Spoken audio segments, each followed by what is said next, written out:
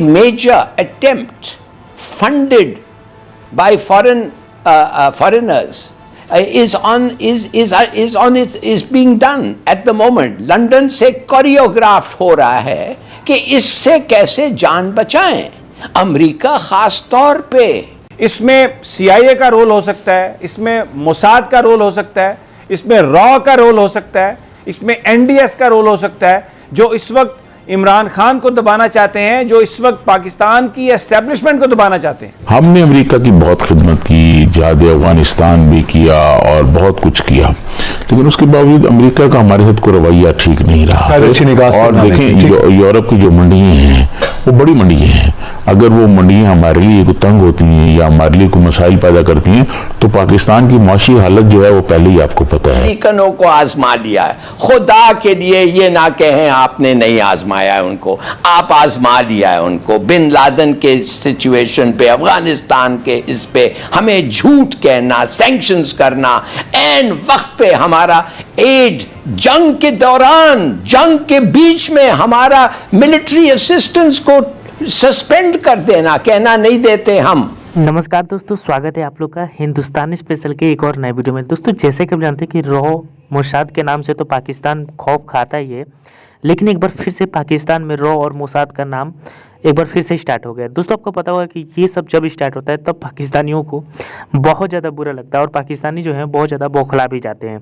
दोस्तों जो जो हिलाली है उसका ये कहना है कि ये जो मुल्क पाकिस्तान है इसको पाकिस्तानी आर्मी नहीं बल्कि रॉ मोसाद और NDS चला रही है, और ये बात लाइव टीवी पर कहा गया है। और इसको देखते हुए ये कहा जा सकता है कि कहीं ना कहीं जो पाकिस्तान है और जो पाकिस्तानी ये जो लोग हैं वो भी ये इस बात को मानते हैं कि जो रॉ है उसका पाकिस्तान में बहुत बड़ा एक बोल सकते हैं कि फ़ैन फॉलोइंग है, और बहुत से लोग जो हैं वो रॉ की मदद करते हैं। दोस्तों आपको पता है कि रॉ ने पाकिस्तान के 2 टुकड़े किए हैं, और ये खुद बात जो है वो ऑफिशियल भी है। ऐसा नहीं है कि पाकिस्तान इस बात को नहीं जानते, लेकिन जो उनकी नंबर 1 ऐसा ही है वो कुछ नहीं कर पाई। और इसीलिए इस वीडियो में जो हिलाली है उसने एक बार फिर से उसका जो टकला है वो इस वीडियो में गर्म हो गया है। तो चलिए वीडियो में आगे बढ़ते हैं और देखते हैं कि पाकिस्तानी मीडिया इन सब टॉपिकों के ऊपर और क्या कहती है। उसमें ये तासुर कि ये पाकिस्तान की एस्टेब्लिशमेंट इसके पीछे है। बहुत सारे लोग कहते हैं ये गलत है। ये बिल्कुल ऐसा ही है जैसे अमरीकी नाज़िमुल अमूर जब शहबाज शरीफ साहब से मिली, चौधरी परवेज़ इलाही साहब से मिली, जरदारी साहब से मिली, तो फिर उसके बाद ये अपोजिशन की जमातें इकट्ठी हो गई थी। आज से 2-3 महीने पहले की ये बात है। तो इंटरनेशनल एस्टेब्लिशमेंट बहुत सारी चीज़ों से खुश नहीं है।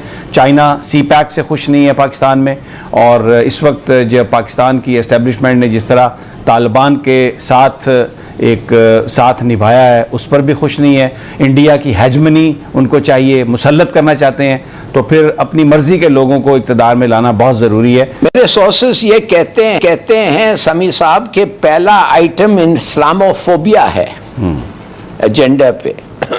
अगर इस्लामोफोबिया है तो इसके मतलब है जो हो रहा है हिंदुस्तान में वो टॉप आइटम होगा एजेंडा पे, और अगर वो टॉप आइटम है तो मेरे ख्याल में अच्छी बात है कि हम अब जाके दुनिया को बता रहे हैं, और बताना चाहिए कि मुसलमानों के साथ क्या हो रहा है हिंदुस्तान में। मगर प्राइम मिनिस्टर साहब सिर्फ और सिर्फ इस पे बात करने नहीं गए हैं। देखिए बात असल ये है कि इस वक्त उन्होंने प्राइम मिनिस्टर साहब बकौल कह रहे हैं कि हमें कोई ब्लॉक नहीं ज्वाइन करना चाहिए, मगर हमने तो एक ब्लॉक ज्वाइन कर लिया है, ब्लॉक्स तो बन गए हैं। हम CPEC को सपोर्ट करते हैं, हम BRI को सपोर्ट करते हैं, हम चाइना को ताइवान पे सपोर्ट करते हैं, न्यूक्लियर मैटर्स पे सपोर्ट करते हैं, हिंदुस्तान के खिलाफ सपोर्ट करते हैं, वीगर्स के बारे में उनको सपोर्ट करते हैं। वो हमारे दोस्त हैं, हम उनको सपोर्ट करते हैं। तो ये सब चीजें हैं जो इंटरनेशनल एस्टेब्लिशमेंट और खास तौर बाइडेन का अमेरिका नहीं चाहता कि पाकिस्तान अपने जो भी हैं जियो स्ट्रेटेजिक लोकेशन और जो भी उनका इन्फ्लुएंस है इस्तेमाल करें उनके दोस्तों के खिलाफ और उनके प्रोजेक्ट्स के खिलाफ। तो जाहिर है अगर इस आदमी को आप निकाल देंगे तो उनकी डिविडेंड होगा अमेरिका को, ये सब चीज़ें फिर आगे आ जाएंगी। अब इस्टेब्लिशमेंट अगर समझता ये है कि बहुत सारे लोग समझते हैं कि इस्टेब्लिशमेंट प्रो अमेरिका है, डू मोर अमेरिका है। मैं तो कहता हूं कि अगर ये नहीं जाते, और कुछ लोग ने कहा था खास तौर वाशिंगटन में कि मत जाओ, ये मौका नहीं है, यूक्रेन में जो अमेरिका कर रहा है वो रशिया कर रहा है वो गलत है और अमेरिका बुरा मारेगा, मगर फिर भी ये गए और जाके उससे बात करेंगे। और मेरे ख्याल में हमें वाजे कर देना चाहिए कि हमारे नेशनल इंटरेस्ट किधर हैं। ये डू मो का रिलेशनशिप खत्म हो गया है।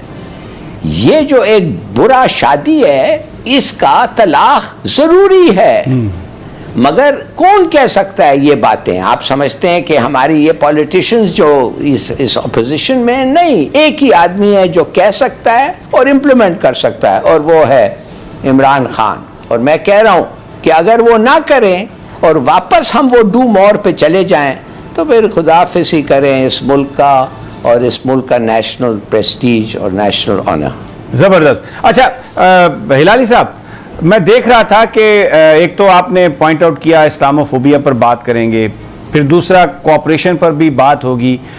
उसमें जो न्यूक्लियर सप्लायर्स ग्रुप की जो मेंबरशिप है, ये कहा जा रहा है कि पाकिस्तान इस हवाले से रशिया से बात करेगा, उसका ताउन उसको दरकार है इस मामले में। आप समझते हैं कोई ऐसा ब्रेक थ्रू हो सकता है इस पूरे सिनेरियो में? मैं बिल्कुल हो सकता है। पुतिन एक डिक्टेटर है, पुतिन का जो फैसला करता है वो फैसला होल्ड्स, और फ्री मैन वो चूज कर सकता है, और अगर हम ठीक तरीके से अप्रोच करें बिल्कुल कह सकता है। भाई आखिर अमेरिका इंडिया को न्यूक्लियर सप्लायर्स ग्रुप के एग्रीमेंट के तहत इतना एनरिच यूरेनियम दे रहा है कि जैसे मैंने शायद आपके ही प्रोग्राम पे पहले भी कहा है, 25 न्यूक्लियर वेपन्स हर साल अमेरिका के इनरिच यूरेनियम सेल से इंडिया अपना इनरिच यूरेनियम बचा के बम बना रहा है। हम लोगों को एक्चुअली समी साहब, मेरे ख्याल में हमारे पास 150 या 200 बम जो भी लोग कहते हैं वो काफ़ी है हिंदुस्तान के लिए। तो मगर जो न्यूक्लियर स्टील मिल, देखिए क्या क्या चीज़ें हैं। एक तो कसूर के तक ये जो पाइपलाइन जाएगा $2-3 बिलियन, ये वो दे सकता है। स्टील मिल के बारे में दे सकता है। इंडस्ट्री आके वो क्या कहते हैं, इकोनॉमिक फ्री जोन्स में वो आके बना सकते हैं। गैस हमें थ्रू तुर्कमेनिस्तान, क्या क्या नहीं हो सकता है रशिया के साथ। और इंशाल्लाह इनके पास एक पूरा एजेंडा है। हेलीकॉप्टर इंजन्स, JF थंडर के इंजन्स जो अमेरिका ने तुर्की को कहा है तुम पाकिस्तान को नहीं दे सकते। बहुत सारी चीजें हैं मगर एक शर्त पे कि एक जेन्युइन पॉलिसी शिफ्ट हो। ये प्राइम मिनिस्टर के दिमाग में कुछ लोगों ने बिठा दिया है कि आप सबके साथ आप उतना ही अच्छा हो सकते। भाई यू कांट बी न्यूट्रल। एक इश्यू है जिधर एक का पोजीशन गलत है। मिसाल के तौर पे यूक्रेन में ये क्या कर रहे हैं अमेरिका ने गोर्बाचोव को कहा तुम EU में नहीं आ सकते, तुम नेटो में नहीं आ सकते, और फिर साथ साथ हर जो नेटो मुल्क हैं उनको कहा तुम रशियन सोवियत रिपब्लिक्स थे उन्होंने कहा तुम नेटो में आ जाओ। तो रूस ने कहा, तो ये कोल्ड वॉर खत्म नहीं हुआ है, ये चल रहा है। तो नाउ दे आर रिएक्टिंग, और बिल्कुल सही कर रहे हैं वो।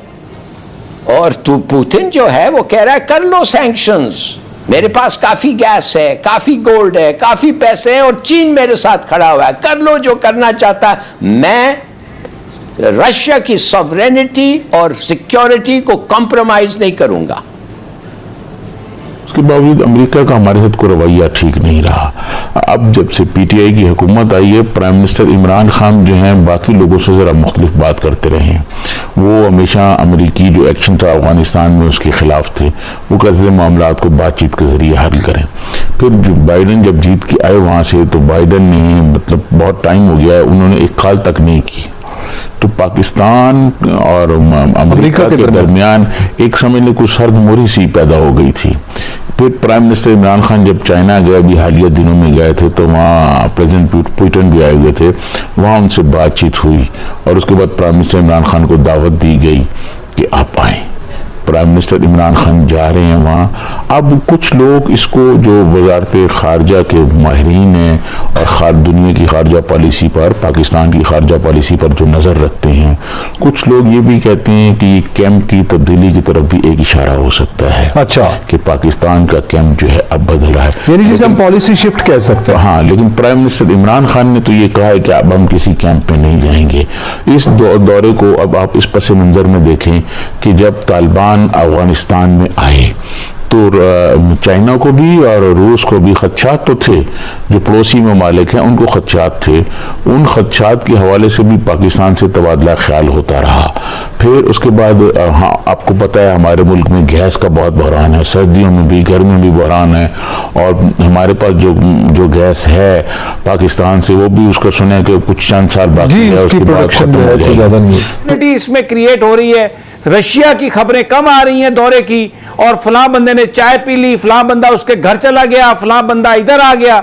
ये मीडिया तो इस पर लगा हुआ है जफर इलाली साहब। बिल्कुल, बस आप कह दें कि आपका हर लफ्ज जफर इलाली ने कहा है, I will stand up and own it. तो इसका मतलब क्या है साहब?